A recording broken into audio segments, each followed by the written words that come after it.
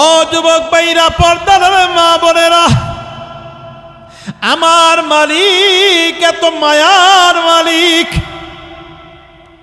একটু হিসাব লাগাও নাই কোনদিন তুমি আমি ঘুমাই, মুসলমানও ঘুমায়, খ্রিস্টানও ঘুমায়, ইহুদিও ঘুমায়, হিন্দু ঘুমায়, আমার আল্লাহ রাব্বুল আলামিন দুইজন ফেরেশতা, একজন তোমার মাথার সামনে, আরেকজন ডান বামে রাইখা দেয়। হয় ডান পাশে নাই বাম পাশে ফেরেশতা বইসা থাকে, দুইজন ফেরেশতা তোমাকে পাহারা দেয়, তুমি ঘুমাও, তুমি আমি ঘুমাই, আল্লাহ দুইজন ফেরেশতা পাহারা দেয়া রাখছে। কেন পাহারা দিছে? আমার আল্লাহ রাব্বুল আলামিন ফেরেশতাকে ডাইকে বলে, ফেরেশতা সারা রাত এই বান্দা বান্দিকে পাহারা দে, কারণ আমার বান্দা বান্দি যে ঘুমায় তার কানটা খোলা থাকে, নাকটা খোলা থাকে, অনেক সময় গভীর ঘুমে হা কইরা ঘুমায়। ফেরেশতারে আমার বান্দা বান্দির নাক দিয়া যেন কোনো কীট পতঙ্গ পোকা মাকড় না ঢুকে, কান দিয়া যেন না ঢুকে, তুই পাহারা দিবি, সব পোকা মাকড় তুই তাড়াই দিবি। আল্লাহু আকবার। আরেকজন ফেরেশতাকে আল্লাহ বলছেন, ফেরেশতা আমার বান্দা বান্দি যখন ঘুমায় তখন এক কাতে ঘুমাইতে ঘুমাইতে হয়তো পাকস্থলী নষ্ট হয়ে যাইব, ফেরেশতা মাঝে মাঝে তুই ডান দিকে বাম দিকে কইরা দিবি, এই জন্য গভীর ঘুমের ভিতরে কোন দিক দিয়ে তুমি ডাইন হইলা বাম হইলা খবর নাই। আল্লাহু আকবার। আমার প্রিয় বন্ধুগণ, এরপরে আমার আল্লাহ রাব্বুল আলামিন যখন মাইকে মুয়াজ্জিন আযান দেয়, হাইয়া আলাস সালাহ, হাইয়া আলাল ফালাহ করে ডাক দেয়, আমার মাওলা বলে, ফেরেশতা দেখ আমার বান্দা বান্দিকে পাহারা দেই আমি আল্লাহ। এরপর আমি ডাকতেছি, বান্দা বান্দি তুই খালি একটু নামাজ পড়। যখন লেপ টান দিয়া ঘুমায় আমি আল্লাহর কুদরতি মনের ভিতরে আঘাত পাই, আমি আল্লাহ রাব্বুল আলামিন কুদরতি মনে আঘাত পাই। এরপর আমার আল্লাহ রাব্বুল আলামিন প্রতিজ্ঞা করে, বান্দা তুই আযান শুইনা মসজিদে আসলি না, এমন এক সময় আসবে আমার কাছে, তুই যখন আসবি 40,000 বছর কবরে অন্ধকারে থাকতে হবে, 50,000 বছর হায়শেরের ময়দানে থাকবি। ও বান্দা, ওই সময় যখন আমি আল্লাহ শাস্তি দিব, 1000,000 বছর পর্যন্ত আমাকে ডাকবি আল্লাহ, আমি আল্লাহ একটা জবাবও দিব না। আমি আল্লাহ বলবো, ফালিয়াউমা নানসাহুম কামা নাসু লিকা ইয়াউমিহিম হাযা, দুনিয়া থেকে তুই আমারে ভুইলা গেছিলি, এখন আমি আল্লাহ ভুইলা গেলাম, এখন 1000 বার ডাকলে আর কাজ হবে না, আর দুনিয়ার ভিতরে একবার শুধু ডাকবা আল্লাহ। জোরে বলো তো আল্লাহ, আরো জোরে বলো আল্লাহ। আমার আল্লাহ রাব্বুল আলামিনের বান্দা তুই একবার ডাকলি আল্লাহ, আমি 10 বার জবাব দিয়া দেই, মালিক আমি আল্লাহ, তুই কি চাস বান্দা। এই জন্য আমার প্রিয় বন্ধুগণ, আমার আল্লাহ রাব্বুল আলামিন বলেন, ইউহিব্বুহুম ওয়া ইউহিব্বুনাহু আযিল্লাতিন আলাল মুমিনিনা আইজ্জাতিন আলাল কাফিরিন। বান্দারে, তোদেরকে আমি আল্লাহ আগে মহব্বত করি, ভালোবাসি, তোরাও আমাকে মহব্বত করবি, ভালোবাসবি। হ্যাঁ, আমাকে ভালোবাসবি, আমি আল্লাহ রাব্বুল আলামিন এই ভালোবাসার বদৌলতে আমি তোকে দুনিয়া এবং আখিরাতের নিয়ামত দিয়ে দিব। চিৎকার করে বলেন সুবহানাল্লাহ। আমি আপনাদের সামনে সূরাতুল মাইদার একটি আয়াতের অর্ধেক অংশ তেলাওয়াত করছি। এই অর্ধেক অংশের ভিতরে যতটুকু আলোচনা করার করব, বলেন সবাই ইনশাআল্লাহ। আল্লাহ রাব্বুল আলামিন এই আয়াতের শুরুতে ডাকছেন ঈমানদারদেরকে, ইয়া আইয়ুহাল্লাযীনা আমানু ঈমানদারদেরকে আমার আল্লাহ রাব্বুল আলামিন ডাক দিয়ে বলছেন, ইয়া আইয়ুহাল্লাযীনা আমানু মান ইয়ারতাদ্দা মিনকুম আন দীনিহি, যে ব্যক্তি তোমাদের মধ্য থেকে দিন থেকে সরে যায়, ফাসাউফা ইয়াতিল্লাহু বিকওমি, আমার আল্লাহ রাব্বুল আলামিন সরে যাওয়া ব্যক্তি ওই জাতিকে আল্লাহ বাদ দিয়া অন্য এক জাতি আল্লাহ তাআলা দুনিয়ায় পাঠান। ইউহিব্বুহুম ওয়া ইউহিব্বুনাহু আযিল্লাতিন আলাল মুমিনিনা আ'ইজ্জাতিন আলাল কাফিরিন,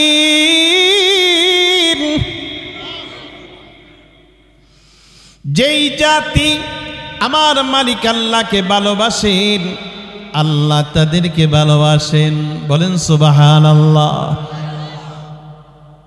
ওই কমদের গুণাগুণ হলো মুমিন পরস্পরে ভালোবাসা মহাব্বত থাকে, কাফেরদের ব্যাপারে কঠোর ভূমিকা পালন করে। বলেন সুবহানাল্লাহ। আল্লাহ ঈমানদারদেরকে বলছেন, ডাকছেন। আমরা এইখানে যারা উপস্থিত আছি, কালেমা পড়ে মুসলমান হয়েছি, আমার আল্লাহকে আমরা এক বলে স্বীকার করছি। বলেন তো আল্লাহ কয়জন? না, আওয়াজটা সুবিধার হয় নাই। আল্লাহ কয়জন? আরো জোরে, জোর হয় না, তাল মিলাইলে হয় নাকি? আগে আমি দেখতাম ছোট সময় দেশ গ্রামে আছে যে ওই গাছ একটা মোটা যদি 5 জনের টান দিত না, তখন সাথে সাথে কি কইতো? হেইয়ো হেইয়ো। কি কথা ঠিক কিনা? তো এইটা বললে কি হয়? শক্তি আসে, একটা জোশ তৈরি হয়। আরে ভাই, মুসলমানের জজবা দিয়া, মুসলমানের জোশ দিয়া কাফের বেঈমানরা দৌড়ায়, শুধু মুসলমানদের আল্লাহু আকবারের ধ্বনিতে চিৎকার করে বলেন আল্লাহু আকবার। বিশ্বাস হয়? হয় না? বিশ্বাস হয় কি হয় না? মিডিয়াতে তো আপনারা দেখেন, ভারতের একটা মেয়ে শুধু বলছে আল্লাহু আকবার, হিন্দুরা সব কাইতে হয়ে গেছে। বলেন সুবহানাল্লাহ। এই জন্য আমরা সব সময় বলি, ভারতের 28টা প্রদেশের ভিতরে এক একটা প্রদেশ বাংলাদেশ 3-4টা ঢুকবো, এত বড় বিশাল। যখন আলেম ওলামারা বলে যে ভারতের ভিতরে বিরুদ্ধে আমরা লাগব, তখন যাদের দুর্বল ঈমান, কি ঈমান বুঝেন নাই? কি ঈমান? দুর্বল ঈমান বুঝেন? এই দুর্বল ঈমানের ব্যাখ্যা 1 মিনিটে দিতেছি, এরপরে মূল কথায় যাইতেছি। ঈমানের কোয়ালিটি আছে। এক বেচারা নামাজ পড়া, ফজর নামাজ পড়া যাইতেছে রাস্তা দিয়া, দেখে যে রাস্তার এক কোনায় 100 টাকার নোট একটা পইরা রইছে। নামাজি ব্যক্তি না বেনামাজি? ফজর নামাজ পড়া বাইরে হইছে, নামাজি না বেনামাজি? 100 টাকার নোট দেখা খালি এদিক ওদিক তাকাইছে, কেউই নাই। পকেটে আস্তে করে বেরা ফেলাইছে। তারা বুঝেন তো দেখি তার ঈমানের দামটা কয় টাকা? বুঝেন নাই? দাম কত? 100 টাকা। আরেক আল্লাহর বান্দা 100 টাকার নোট দেখছে, দেখা নেয় নাই। পরের দিন সকালে যখন দেখলো 500 টাকার নোট, এদিক ওদিক তাকায় পকেটে ভিতরে পড়ছে, বোঝা গেল তার এখন ঈমানের দাম 500। কত? আরেক বেচারা দেখছে 500 টাকা নেয় নাই, 1000 টাকাও নেয় নাই, 5000 টাকাও নেয় নাই। নজরে পইরে গেল 50,000 টাকার নোটের বান্ডিল পইরা রইছে, এদিক সেদিক তাকায় পকেটের ভিতরে লইয়া লইছে। এই বেচারার ঈমানের দাম কত? জোরে বলেন। আর এমন ঈমানদার কিছু আছে যাদের পায়ের নিচে কোটি কোটি মিলিয়ন কে মিলিয়ন ডলার থাকবে, ঈমান বিক্রি করবে না। কথা ঠিক কি না? এমন ইমানদার হতে কে কে রাজি আছো? আল্লাহু আকবার বলে হাত তোলো, আল্লাহু আকবার, নারায়ে তাকবীর। আল্লাহ কবুল করুক, জোরে বলেন। এমন পাকাপোক্ত ইমানদার হলে তারা ওই কথা বলবে না যা ভারত এত বড় বিশাল, বাংলাদেশ উলামা কেরাম বলে হুমকি দেয়, ভারতের লগে পারবো? আমাদের পিছনের ইতিহাস একটু দেখেন। 1947 সনে ভারত তো এখন যা তখনও তাই ছিল, কি কথা ঠিক কি না? ভারত এখন যা তখনও তাই ছিল, পরিধি তো আর বেশি বাড়ে নাই। অস্ত্র বাড়তে পারে, মানুষ বাড়তে পারে, সৈন্য বাড়তে পারে, কিন্তু আমাদের দেশের মানুষেরও তো মানুষও বাড়ছে, অস্ত্রও বাড়ছে।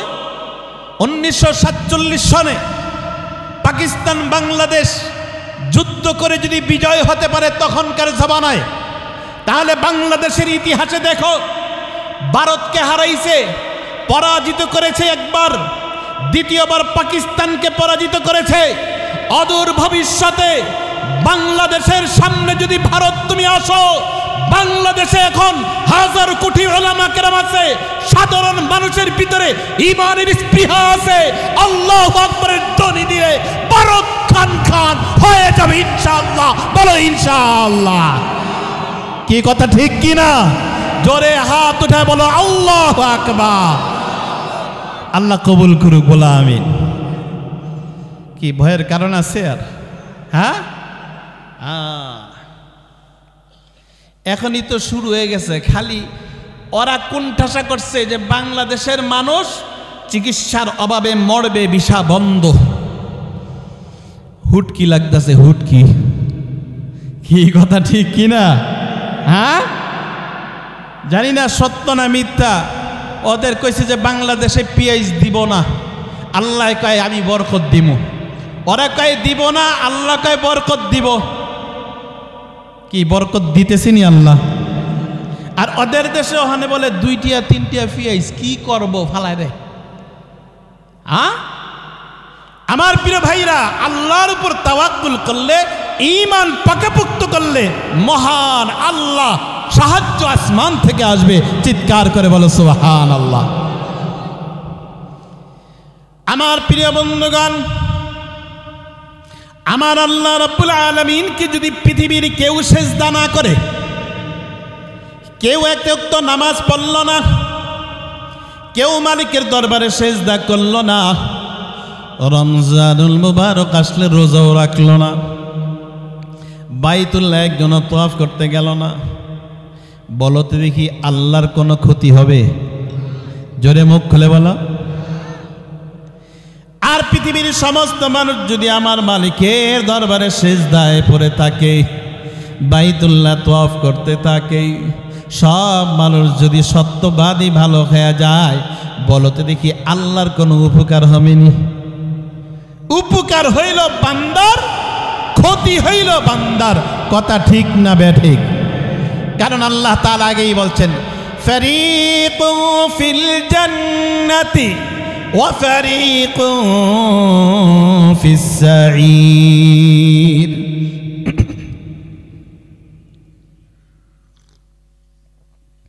আমার আল্লাহ রাব্বুল আলামিন বলছেন, আমি তোমাদের জন্য জান্নাত রাখছি, জাহান্নাম রাখছি। 2টা দলে বিভক্ত হয়ে যাবে, হয় জান্নাত আর না হয় জাহান্নাম। जैसे करने वैसे भरने, ना माने तो करके देख। जैसे करने वैसे भरने, ना माने तो करके देख। जन्नत भी है दोज़ख भी है, ना माने तो मर के देख। কথা ঠিক কি না? যেভাবে ইচ্ছা সেভাবে দুনিয়ার ভিতরে চলো, আপত্তি নাই। কিন্তু যখন চক্ষু তোমার বন্ধ হয়ে যাবে, তখন তোমার স্থান হয় জান্নাত আর না হয় জাহান্নাম। কথা ঠিক না বেঠিক? আমরা জান্নাতে যেতে রাজি না জাহান্নামে? সবাই মনে হয় রাজি না, যে দরকার নাই হুজুর জান্নাত, এমন কেউ আছেন? আতুডান তো দেখি। জান্নাতে যাইতে রাজি আছেন তো? কে কে রাজি আছেন? আল্লাহু আকবার, হাত উঠান। বেশি শীত নাই, চাদরের আপনি হাত উঠে আলান, অসুবিধা নাই। আলহামদুলিল্লাহ বলেন, আলহামদুলিল্লাহ। আল্লাহ সবাইরে জান্নাতবাসী করুক, বলেন আমিন। আমার প্রিয় ভাইরা, আমার আল্লাহ রাব্বুল আলামিন বলেন, ইয়া আইয়ুহাল্লাযীনা আমানু মান ইয়ারতাদ্দা মিনকুম আন দীনিহি, হে ঈমানদাররা, তোরা যদি আমার দিন ধর্ম ছাইরা দেস, নামাজ রোজা হজ যাকাত সব ছাইরা দেস, আমি আল্লাহ কি করব জানোস? আমার আল্লাহ বলতেছেন, ফাসাউফা ইয়াতিল্লাহু বিকওমি। আরেক আয়াতে আল্লাহ তাআলা বলছেন, ওয়া ইয়াস্তাবদিল কওমান গায়রাকুম, আমি এই জাতিদেরকে চেঞ্জ করে দিব, পরিবর্তন করে দিব, এমন এক জাতি নিয়ে আসব যেই জাতিরা আমি আল্লাহকে ভালোবাসবে। চিৎকার করে বলেন সুবহানাল্লাহ। কি আল্লাহ পারেন কি পারেন না?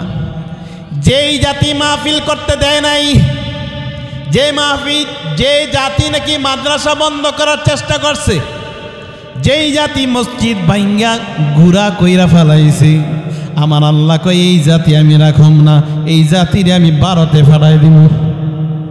বোঝেন নাই কি কথা, ঠিক কিনা? এমন জাতি আমি আল্লাহ তাআলা পাঠাইব যেই জাতি আমারে মানবে, আমাকে ডাকবে। বলেন আল্লাহু আকবার। এমন জাতিতে আমরা পরিণত হতে চাই কি চাই না? আল্লাহ কবুল করুক, বলেন আমিন। আল্লাহ তাআলা বলেন এই জাতি কি করবে? ইউহিব্বুহুম ওয়া ইউহিব্বুনাহু আযিল্লাতিন, এই জাতিরা আমি আল্লাহকে ভালোবাসবে, আমি আল্লাহ তাদেরকে ভালোবাসবো। আমার প্রিয় ভাইরা, এই জন্য আমরা যারা গুনার কাজে লিপ্ত আছি, তওবা করব কার কাছে? জোরে বলা, কার কাছে?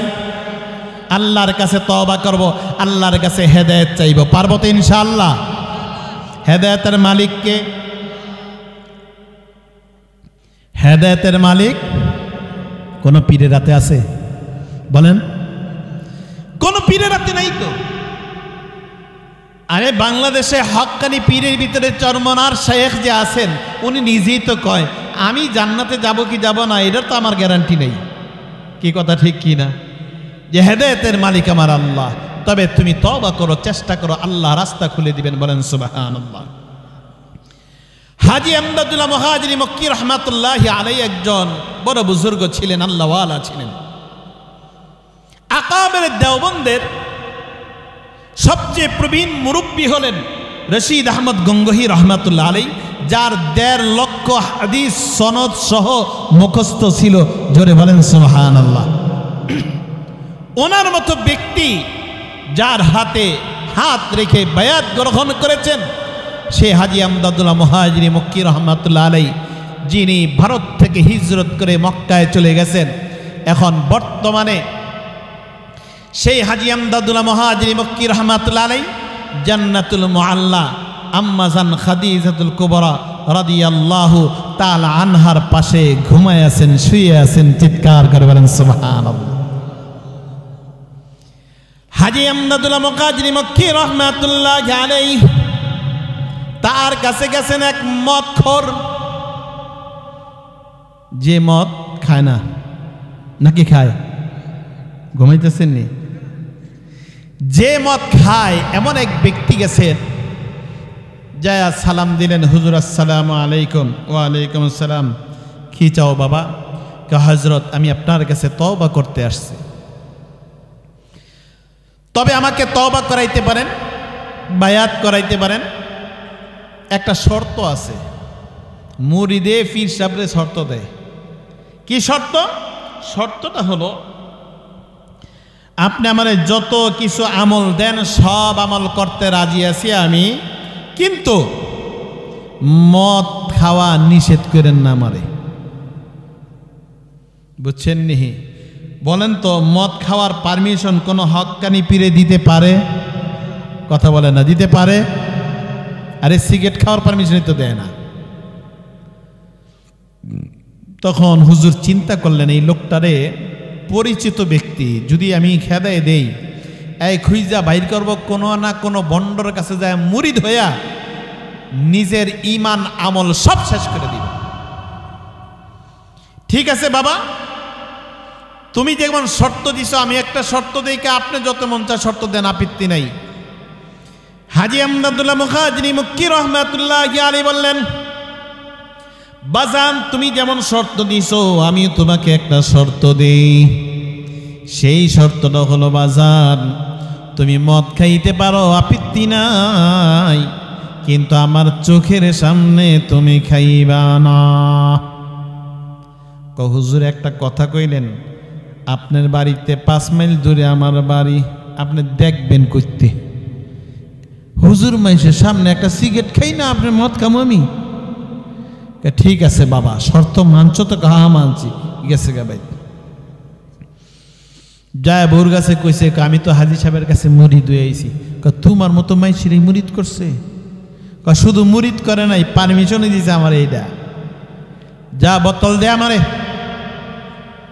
বোতল লইছে, লইয়া গ্যালাসের ভিতরে ডাইলা খালি মনে করেন খাইবে, এমনি চুমুক দিব। তাকায় দেখে যে গ্যালাসের ভিতরে হাজী আমদাদুল্লাহ মুহাজিরি মক্কি রহমাতুল্লাহ আলাইহি লাড়ি লয়ে খাড়ায় রইছে। আল্লাহু আকবার কইবেন না? জোরে বলেন, আরো জোরে। কেন খাওন যাইব না, তুই দিস। সরাসরি বোতলটা নিছে, বোতল দিয়েই খাম, ঠোঁটের ভিতরে খালি লাগাইছে খাইব। তাকায় দেখে যে বোতলের ভিতরে হাজী আমদাদুল্লাহ মুহাজিরি মক্কি লাড়ি লয়ে খাড়ায় রইছে। সে আর খাইতে পারল না, কিন্তু আমল তো ঠিকই করতে হইব। সারা রাত আমল করছে, সকালে ফজর নামাজ পইরা হুজুরের কাছে গেছে। আসসালামু আলাইকুম। ওয়ালাইকুম আসসালাম। কি বাজান, কি খবর? হুজুর আপনার জ্বালাই তো আমি খাইতে পারলাম না। কয় আমি আবার কি করলাম? গ্যালাসের খাইনে বোতলের ভিতরে নিয়ে আমি খাইতে যাই, সেখানে দেখি আপনার জ্বালায় তো আমি খাইতে পারলাম না। হাজী আমদাদুল্লাহ মুহাজিরি মক্কি রহমাতুল্লাহি আলাইহি বলে, বাজান তুমি শোনো, यही आई कुदरत है, यही युस्लब फितरत है, यही आई कुदरत है, यही युस्लब फितरत है, जो है रहमुल में गामिज़न महबूब फितरत है। बोलो अल्लाहु अकबर। डाक दिया बोलते बाजान,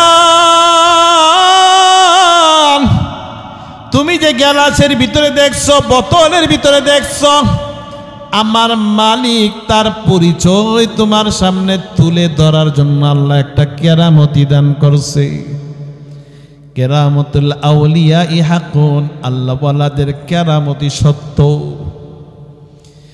আল্লাহ রাব্বুল আলামিন বুঝানোর জন্য, তুমি যে গ্লাসে দেখছো আমাকে, আমার চোখের সামনে তুমি খাও নাই, বোতলে দেখছো আমারে, আমার দেখা, আমাকে দেখে তুমি খাও নাই। বাজার আমি তো দেখি না, সব জায়গায় আছেন কে? আরো জোরে বলো কে? আমার মালিক। তুমি যদি জঙ্গলের ভিতরে খাও, তুমি যদি পানির নিচে ডুব দিয়া খাও, তুমি অন্ধকার গভীর রাত্রে খাও, আমার মালিক দেখেন কি দেখেন না? আমার মাওলা সব জায়গায় আছেন, সব কিছু আমার মালিক দেখেন। বাজান রে, আর খাওয়া যাবে না,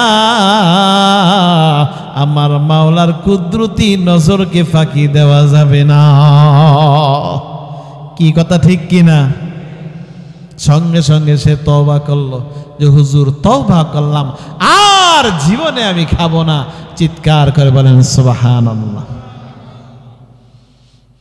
তাহলে আমার আল্লাহ তাআলা হেদায়েত দিয়ে দিয়েছেন, যেহেতু আমার আল্লাহ বান্দাকে আগে ভালোবাসেন, বলেন সুবহানাল্লাহ। আমার প্রিয় ভাইরা, জুন্নুন মিসরি রহমাতুল্লাহি আলাইহি মুফতি তকি উসমানী মাদ্দাজিল্লাহ আলী তার একটা কিতাব তারাশে,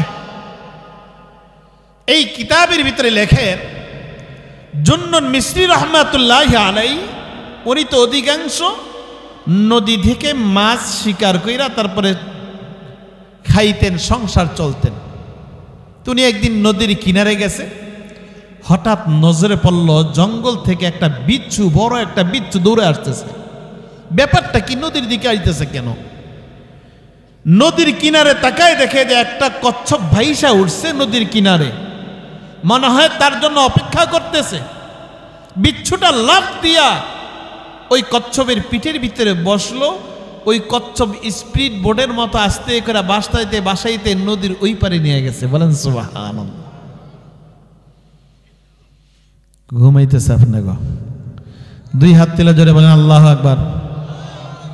এই যারা ঘুমাইতেছে, যুবক যারা আছো, একটু আল্লাহু আকবার স্লোগান জোর দিয়ে, মুড়ি ভাত খাওয়াম না, চা বিস্কুটও খাওয়াম না, নিঃস্বার্থে আল্লাহু আকবার জোরে কবে। ঘুমরা যেতে বুড়া গো ভাঙ্গা জায়গা, দুই তিনটা বুড়ার দেখতেছি তো আমি, আর আমি যে দেখতেছি এদিকে না, আমি অন্যদিকে।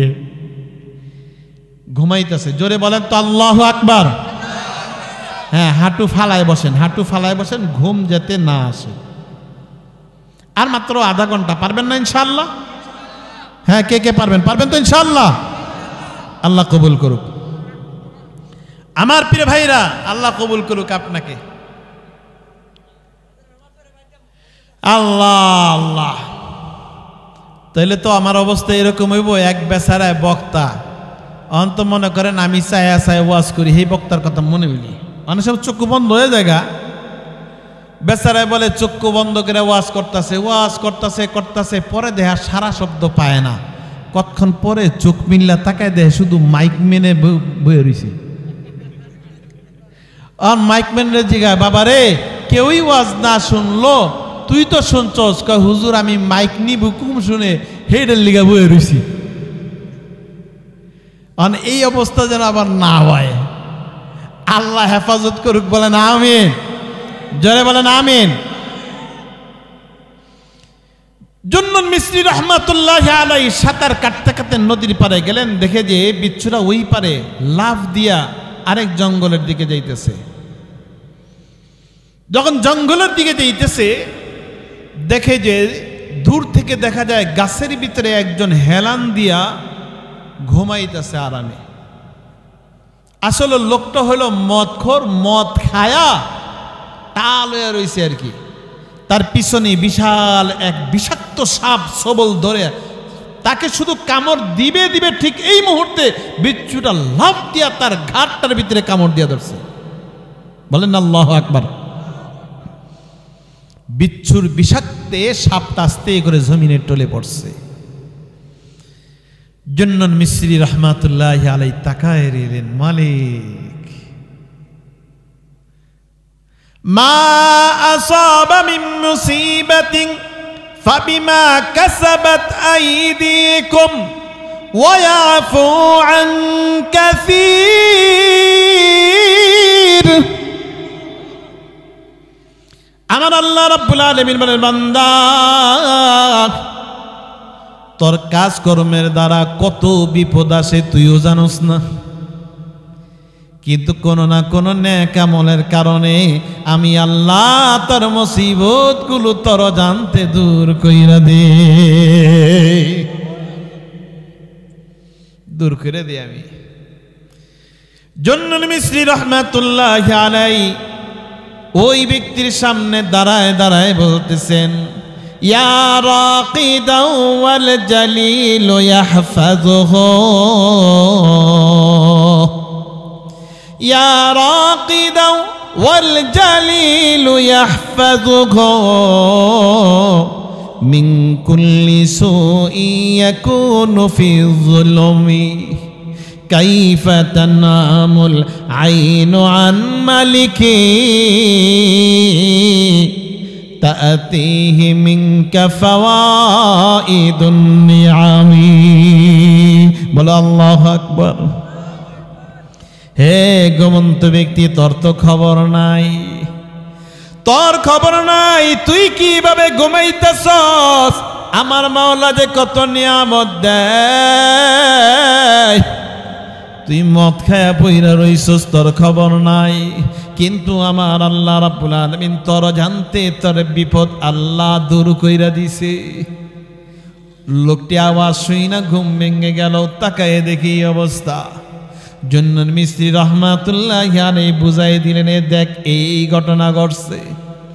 সঙ্গে সঙ্গে জুন্নুন মিস্ত্রি রহমাতুল্লাহি আলাইহির হাতে হাত রাইখা বলল, হযরত আমাকে তওবা করাই দেন, আমি আর জীবনে কোনোদিন মদ খাইব না।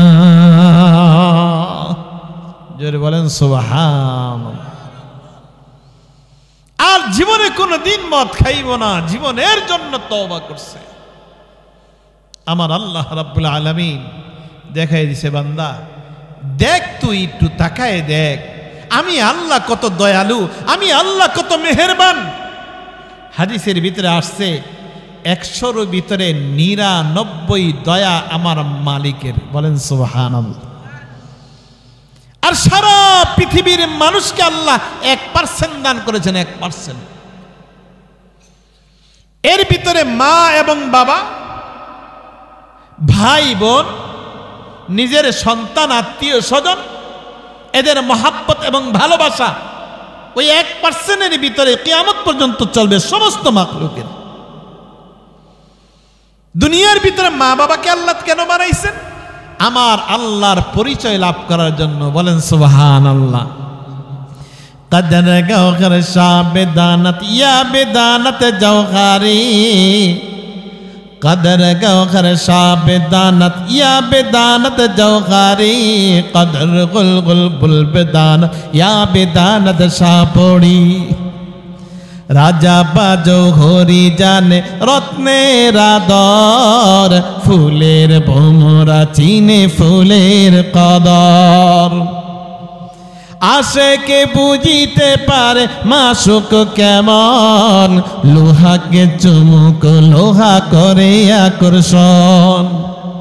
অচিনা চিনিতে না রে চিনিতে কি সাথ, পেঁচা পাখি কিবা জানে সূর্যের সংবাদ। কথা ঠিক কিনা? অচিনা ব্যক্তিকে পরিচয় করায় দেন কে? আরো যদি বলেন, হেনে বিয়া করছেন কেডা কেডা হাত উঠান তো। বুঝেন নাই? বিয়া করছেন কেডা কেডা হাত উঠান। বুড়া মানুষ হাত উঠায় না, মনে হয় জীবনে বিয়ে করে নেই। আরে নাতি নাত করে এসে বাপ দেখি, আরে বিয়া করা মনে হাত উঠান না মিয়া। আচ্ছা করছেন, করেন নাই কেডা কেডা হাত উঠান। এই যুবকটি আবার গোপনে কইরা কইস না, আবার আনতেছে। যাক আলহামদুলিল্লাহ, হাত নামান। এই কথা এই জন্যই বললাম, যখন তুমি চিনো না, মা বাবা পছন্দ কইরা তোমার ঘরে নিয়ে আসে, তোমার ঘরের বউ হিসাবে আসে, সেও তোমাকে চিনে না, তুমিও তাকে চিনো না। যখন সংসার করতে থাকো, মিল মহাব্বত হতে থাকে, যত পুরাতন হতে থাকে, চিনা জানা হতে থাকে, ভালোবাসা মহাব্বত ঢেলে দেন কে? জলে বলেন কে? এই জন্য বলছে, ওয়া চিনা চিনিতে না রে চিনিতে কি সার, পেঁচা পাখি কিবা জানে সূর্যের সংবাদ। বলো আল্লাহু আকবার। ঠিক তেমনি ভাবে আমার মাওলাকে চিনো না, জানো না, নামাজ পড়তে ভালো লাগে না, রোজা রাখতে ভালো লাগে না, হজ করতে মনে চায় না, যাকাত দিতে মনে চায় না, মাওলার সাথে পরিচয় নাই। যখন মাওলাকে তুমি চিনবা, তখন মাওলার হুকুম অমান্য করা যায় না। কি কথা ঠিক কি না? না হয় মনে করেন, এই যে মনে করেন হজরত বৈশা রইছে, এই যে মুরব্বী বৈশা রইছে, ওনাদেরকে যদি আমার মনে হয়, আমার ধারণা, যদি কোন আপনারা 1 লাখ টাকা দিন ফজর নামাজ পড়েন না ইচ্ছা কইরা, কি সম্ভব হবে? আর এখানে অনেক আল্লাহর বান্দা আছে, হ্যাঁ 10 টাকা দিলে কেউ নামাজ পড়তাম না, কি আছে কি নাই? আমার প্রিয় ভাইরা, কারণ আল্লাহর সাথে যার যত পরিচয়, যত বেশি হুকুম মানবে তত বেশি মহাব্বত হয়ে যাবে। চিৎকার করে বলেন সুবহানাল্লাহ। তাহলে বলছিলাম আল্লাহ তাআলার সাথে পরিচয় লাভ, আল্লাহর ভালোবাসা মহাব্বত হবে যেই ব্যক্তি খেয়াল করবে যে আমি দুনিয়াতে মা বাবাকে পাঠাইছি, তার ভালোবাসার দিকে তুমি তাকাও, এরপরে হিসাব লাগাও আমি আল্লাহ কত ভালোবাসি। বলেন সুবহানাল্লাহ। আমার প্রিয় ভাইরা, সেই আল্লাহর পরিচয়টা দেওয়ার জন্য সামান্য একটা ঘটনা বলে জুলফিকার আহমদ মাদ্দাজিল্লাহ আলী, যিনি খুতবাতে জুলফিকার লিখেছেন, তার আলোচনা প্রায় 28 খণ্ডের। এই কিতাবের ভিতরে জুলফিকার আহমদ মাদ্দাজিল্লাহ আলী একটা ঘটনা নিয়ে আসছেন, ওইটা বলেই আমি ইনশাআল্লাহ আপনাদের সমাপ্তি ইনশাআল্লাহ নিয়ে আসব।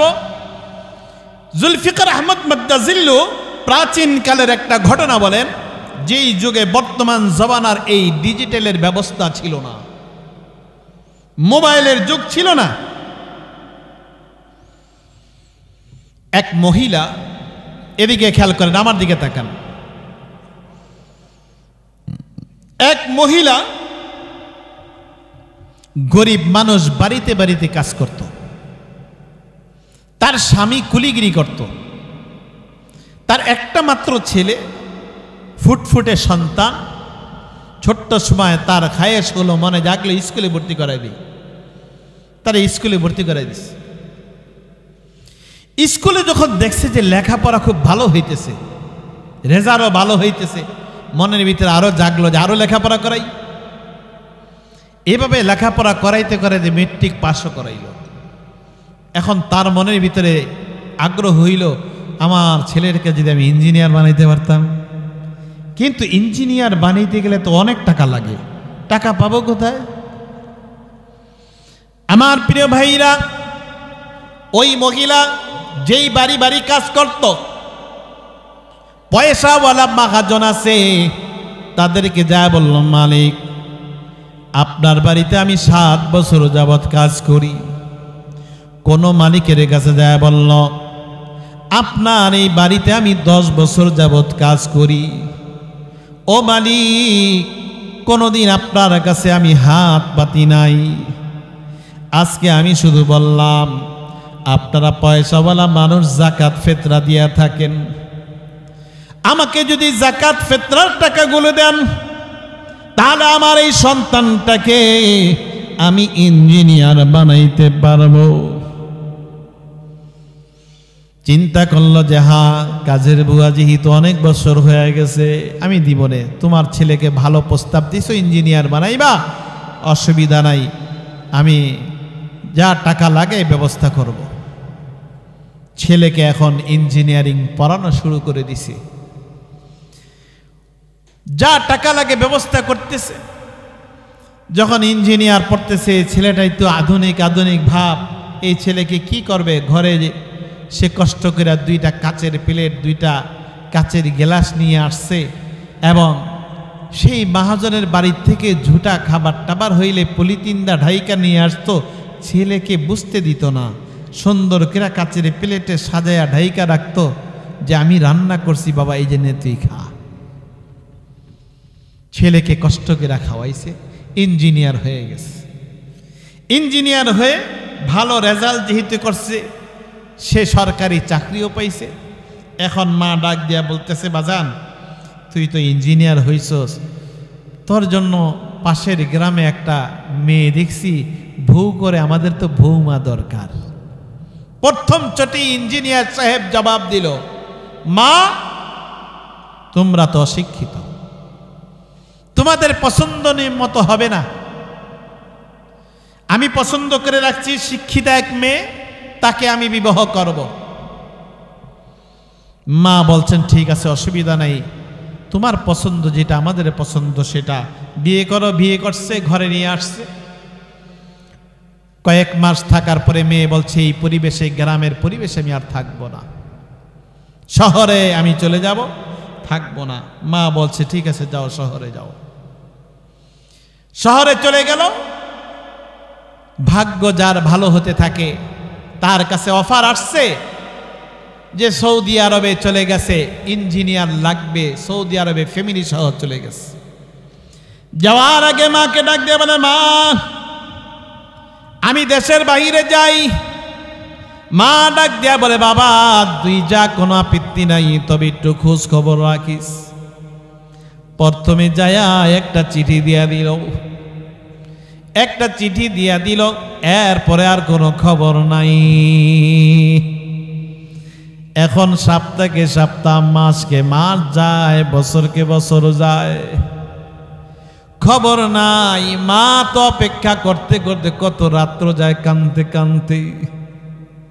বাবা মাঝে মাঝে পোস্ট অফিসে যায়, চিঠি আসছে নি, না আসে নাই। 1 বছর পর্যন্ত যখন ঘুরল, নৈরাশ হয়ে আর যায় না যে আমার ছেলে আমার আর কোনো খবর রাখে নাই।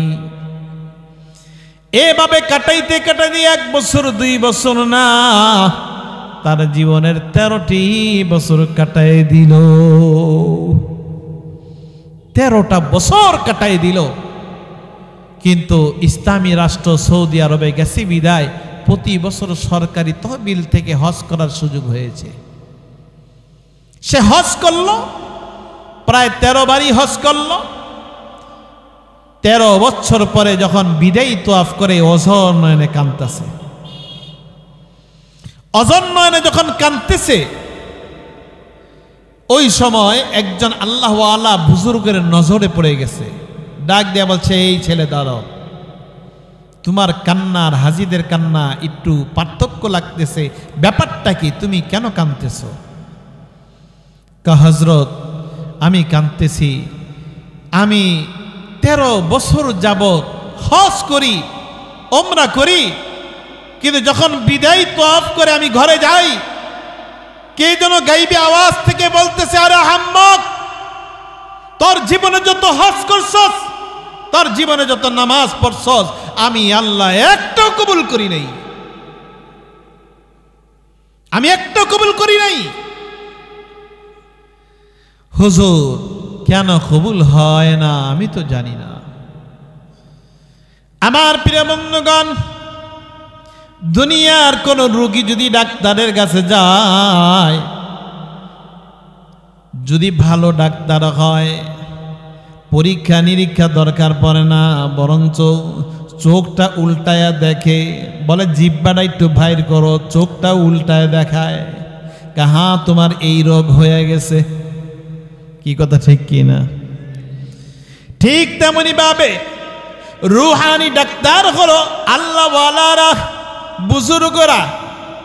চেহারার দিকে তাকানোর সঙ্গে সঙ্গে তার মনের ভিতরে জাগ্রত হয়ে গেছে, নূরে হক জাকির বুয়াদ আন্দার ওয়ালি, নূরে হক জাকির বুয়াদ আন্দার ওয়ালি, নেক বিবাসি আগার খালিদ আলী, मर्द हक्का नी के पेशानी के नूर, कब छुपा रहता है पेशे दिशोर।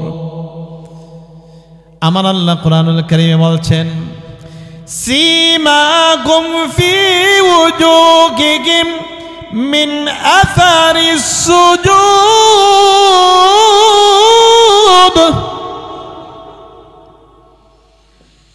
বান্দা যখন সেজদা করবে তার চেহারায় একটা চিহ্ন পইরা যায়, দুনিয়ার মানুষের নজরে না পড়লেও আল্লাহওয়ালাদের নজরে পইরা যায়। আমার প্রিয় বন্ধুগণ, ওই আল্লাহওয়ালা তার চেহারার দিকে তাকায় বলতেছে, ও আল্লাহর বান্দা, তোমার মা বাবা বেঁচে আসেনি? বলেন সুবহানাল্লাহ। কা হুজুর, মা বাবা বেঁচে আছেন কি নাই আমি বলতে পারি না, 13 বছর আমি মা বাবার খবর কোনোদিন লই নেই। এই কথা যখন বলছে, বুজুর্গ আল্লাহওয়ালা বলছেন, তোমার তো গোড়ায় ডিস্টার্ব, যাও যাও তুমি বাড়িতে চলে যাও, তোমার স্ত্রীর কথা শোনা দরকার নাই, তুমি বাড়িতে যাও। তোমার মা বাবা যদি রাজি, আমার আল্লাহ রাজি। বলেন, মা বাবা রাজি, আল্লাহ রাজি। কথা বলেন, আবার বলেন, মা বাবা যদি রাজি, আল্লাহ রাজি। মা বাবা যদি বেজার, আমার আল্লাহ বেজার। কথা ঠিক কিনা? যুবক ইঞ্জিনিয়ার দেরি করল না, নিজের দেশে চলে আসলো। নিজের দেশে যখন চলে আসছে, আসার পরে 13 বছরের ভিতরে গ্রাম পরিবর্তন হয়ে গেছে, রাস্তাঘাট পরিবর্তন হয়ে গেছে। এক কৃষককে দেখা ডাক দিয়ে বলে, চাচা অমুকের বাড়ি আপনি চিনেননি? সঙ্গে সঙ্গে কৃষক ডাক দিয়া বলতেছে, কার কথা বলতেছো? যে মহিলা বাড়ি বাড়ি কাজ করত। কাহা? ওই মহিলা তো এখন কমজোরি হয়ে গেছে, কারো বাড়িতে কাজ করতে পারে না। কয়, হো, ওই মহিলার তো একটা ছেলে ছিল, মা বাবার কথা মানে নাই, বেয়াদব ছেলে, ইঞ্জিনিয়ার হয়েছে ঠিকই, এই যে গেল মা বাবার খবর রাখে নাই, তার শোকে শোকে তার বাবা 6 মাস আগে দুনিয়া থেকে বিদায় হয়ে গেছে। তবে তার স্ত্রী ওই যে একটা ঝুপড়ি, ওইখানে শুয়ে রইছে, সিরা কাঁথা গায়ে দিয়া চকির উপরে পুইরা রইছে। গ্রামের মানুষ যদি খাওয়ন দেয় খায়, আর না হয় আর খাইতে পারে না, লড়তেও পারে না। ছেলের মনের ভিতরে লাগছে, হায় হায় আমি কি করলাম। আস্তে আস্তে আগাইতেছে সামনে, যাইতে যাইতে দরজার সামনে দাঁড়ায়। দরজার সামনে দাঁড়ায় যে এই দৃশ্যগুলো সে দেখতে পায়। আমার প্রিয় বন্ধুগণ, দাঁড়ায় দাঁড়ায় সে দেখে তার মা শুয়ে আছে, শরীরে গোস্ত বলতে কিছু নাই। কাপু কাপু হাত দুইখানা উঠায়া বলতেছে, আল্লাহ 13 বছর আগে আমি আমার সন্তান হারাইছি ইঞ্জিনিয়ার বানায়া। আল্লাহ গো, তুমি তো জানো ইঞ্জিনিয়ার যে আমি বানাইছি, কত কষ্ট করে আমি বানাইছি রে আল্লাহ। আয় আল্লাহ, মানুষের বাড়ি বাড়ি কাজ করতাম, ছেলেকে জীবনে জানতে দেই নাই, মানুষের জুটা খাবারগুলো কাচের প্লেট আইনা ডাইকা ধুয়ে দিছিলাম। আল্লাহ গো, যাতায়াত ফেতরার টাকা দিয়ে তার ইঞ্জিনিয়ার বানাইছিলাম। আয় আল্লাহ, ছেলে 13 বছর পার হয়ে গেছে, ওর সুখে সুখে ওর বাবা দুনিয়া থেকে বিদায় হয়ে গেছে।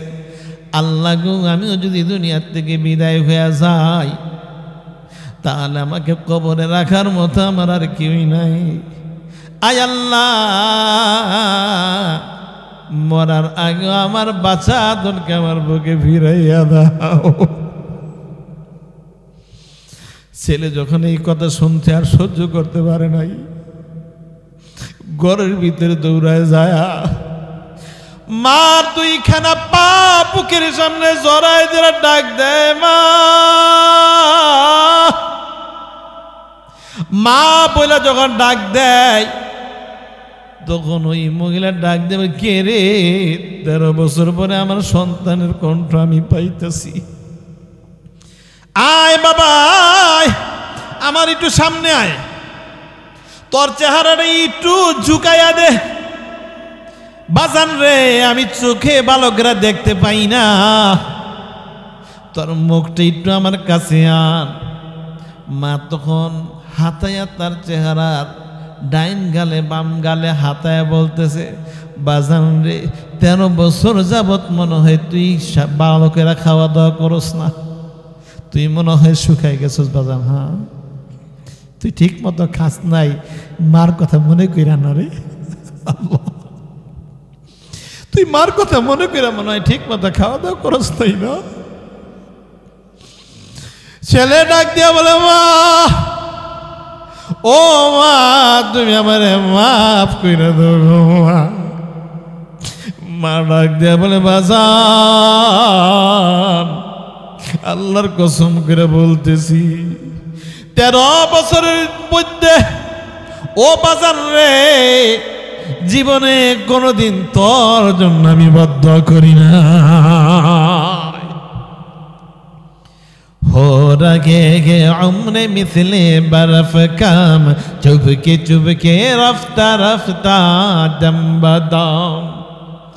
हो रगे उम्र मिसले बर्फ कम चुपके रफ्ता रफ्ता दम बदम।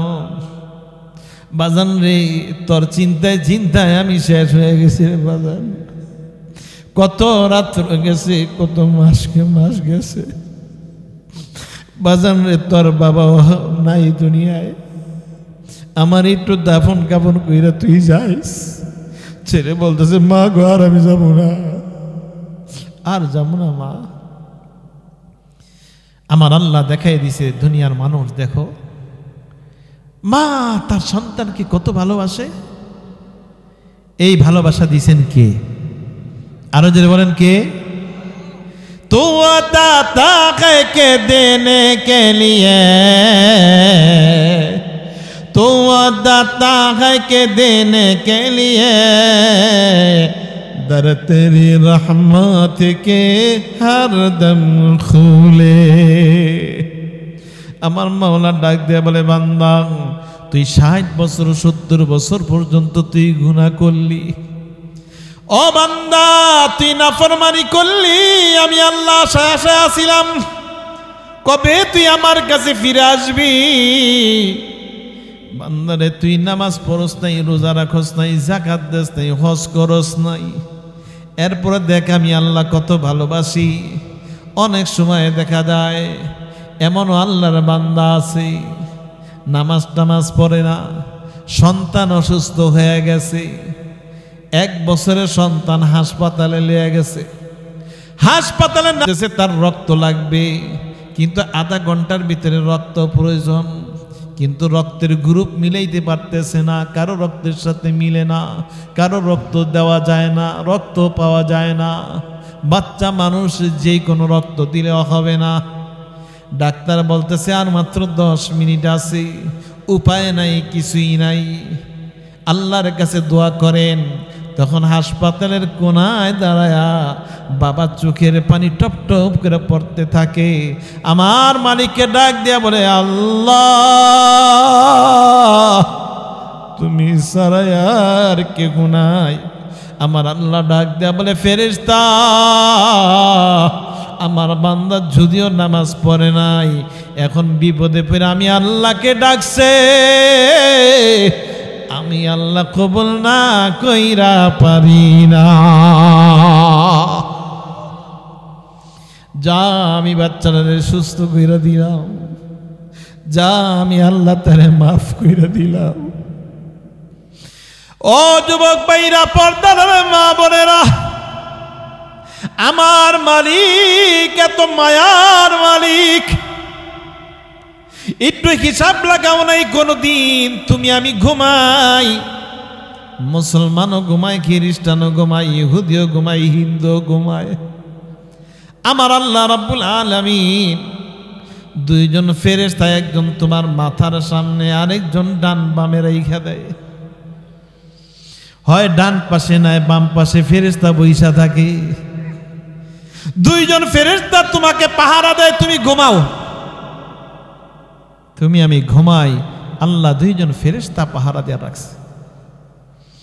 কেন পাহারা দিছে? আমার আল্লাহ রাব্বুল আলামিন ফেরেশতাকে ডাইকে বলে ফেরেশতা সারা রাত এই বান্দা বান্দিকে পাহারা দে, কারণ আমার বান্দা বান্দি যে ঘুমায় তার কানটা খোলা থাকে, নাকটা খোলা থাকে, অনেক সময় গভীর ঘুমে হা কইরা ঘুমায়। ফেরেশতারে আমার বান্দা বান্দির নাক দিয়া যেন কোনো কীট পতঙ্গ পোকা মাকড় না ঢুকে, কান দিয়া যেন না ঢুকে, তুই পাহারা দিবি, সব পোকা মাকড় তুই তাড়াই দিবি। আল্লাহু আকবার। আরেকজন ফেরেশতাকে আল্লাহ বলছেন ফেরেশতা আমার বান্দা বান্দি যখন ঘুমায় তখন এক কাতে ঘুমাইতে ঘুমাইতে হয়তো পাকস্থলী নষ্ট হয়ে যাইব, ফেরেশতা মাঝে মাঝে তুই ডান দিকে বাম দিকে কইরা দিবি। এই জন্য গভীর ঘুমের ভিতরে কোন দিক দিয়ে তুমি ডাইন হইলা বাম হইলা খবর নাই। আল্লাহু আকবার। আমার প্রিয় বন্ধুগণ, এরপরে আমার আল্লাহ রাব্বুল আলামিন যখন মাইকে মুয়াজ্জিন আযান দেয়, হাইয়া আলাস সালাহ, হাইয়া আলাল ফালাহ করে ডাক দেয়, আমার মাওলা বলে ফেরেশতা দেখ আমার বান্দা বান্দিকে পাহারা দেই আমি আল্লাহ। এরপর আমি ডাকতেছি বান্দা বান্দি তুই খালি একটু নামাজ পড়। যখন লেপ টান দিয়া ঘুমায় আমি আল্লাহর কুদরতি মনের ভিতরে আঘাত পাই, আমি আল্লাহ রাব্বুল আলামিন কুদরতি মনে আঘাত পাই।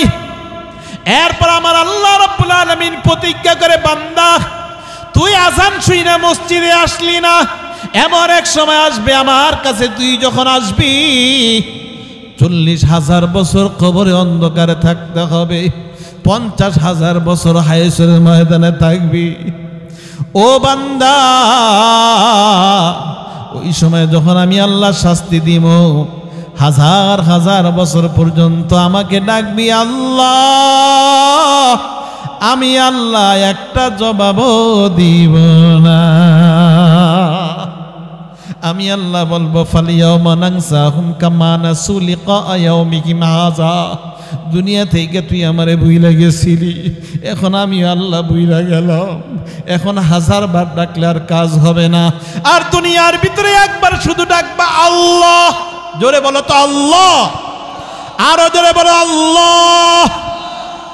আমার আল্লাহ রাব্বুল আলামিনের বান্দা তুই একবার ডাকলি আল্লাহ, আমি 10 বার জবাব দিয়া দেই মালিক আমি আল্লাহ, তুই কি চাস বান্দা।